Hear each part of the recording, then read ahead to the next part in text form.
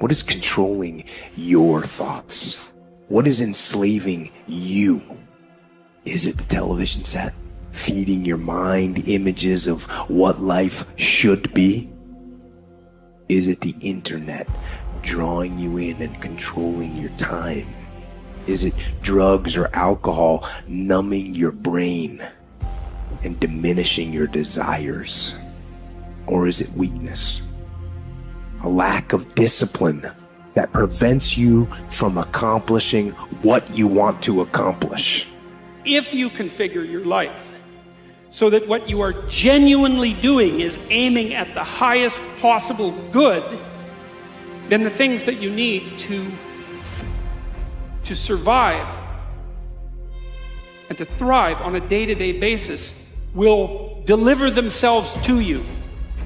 If you dare to do the most difficult thing that you can conceptualize, your life will work out better than it will if you do anything else. The Englishman says, well, if that's the way it's going to work out, let's give it a go. Right, that's what it's for. Give it a go. Somebody says, yeah, but I'm looking for safety and security. Fine, then huddle in a corner. We'll cover you with a sheet, bring you 3 meals a day. And we'll protect you, feed you, look after you, care for you. We won't let anything happen to you. And you'll probably live to be 100.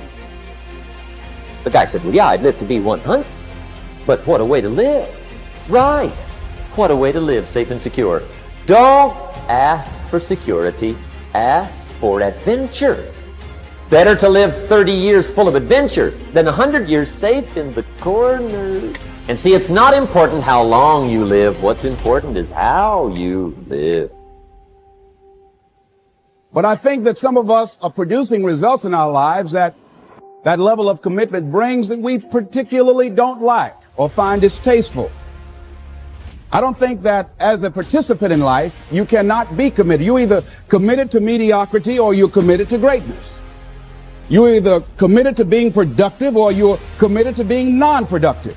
You're committed to being happy or you're committed to being unhappy. See, whatever you're doing, however you spend your time, that tells you who you are. So think about what it is you like to create in your life experience. On the other hand, you can make the commitment to your life that you don't like the results that you have and that you're going to do something about it. See, that power is available to all of us. People who look at life and decide, I want something different for myself. I made the commitment to do it, and I did it. Why is it that people are frightened by commitment?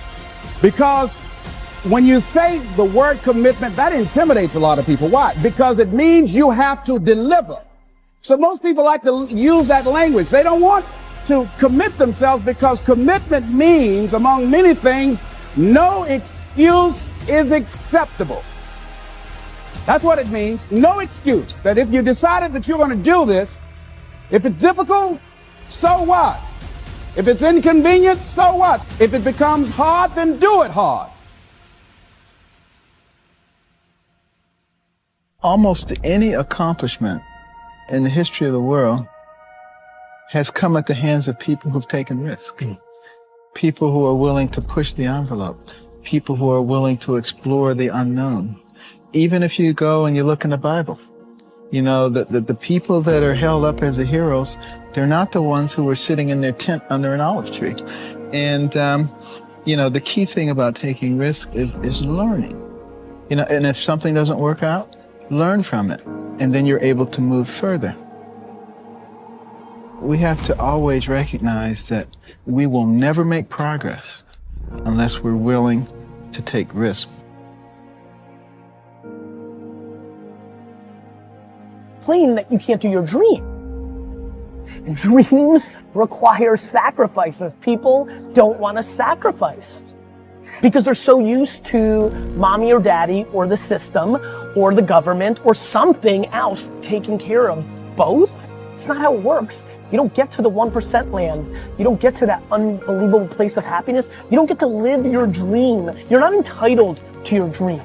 You have to fucking bleed for your fucking dream. This is dreams we're talking about. We're talking about dreams. But can people just make that change? I mean, Yes, look, you can, I believe they but you can. have to plan it out. The way you can change is you have to put aside enough money to give yourself a window. And then you have to have a plan, and you have to spend all your waking hours outside of whatever job you do planning your escape. And you have to come to the realization very clearly that you f***ed up and you got yourself stuck. So whatever you're doing, you have to do it like your life depends on it. Whatever time that you have to attack like you're trying to save the world. You're trying to save your life. You don't want to drown. That 1.5 hours a day that you have to write, God damn, you better be caffeinated and motivated. You got to go. You got to get after it. And you got to have discipline. Most people don't have those things. Most people don't understand what it's like to really go for something. The reason your life isn't where you want it to be mentally, physically, spiritually, and financially is because you're not buying into the concept of having to earn things. And let me tell you something, earning happiness is a requirement as well. But the truth is, guys, and this is the secret, happiness is earned. Just like earning the right to feel good about your body, just like earning everything else in your life.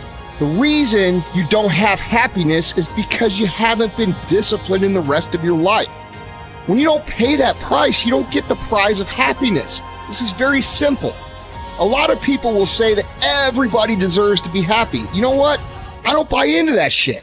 If you're sitting on the couch and you're living a life less than what it could be, you do not deserve to be happy. That is not how the world works. You were put here to go on a journey, and that journey is the fulfillment of your own true potential. And when you don't even attempt to fulfill that potential, you're not going to be happy, ever.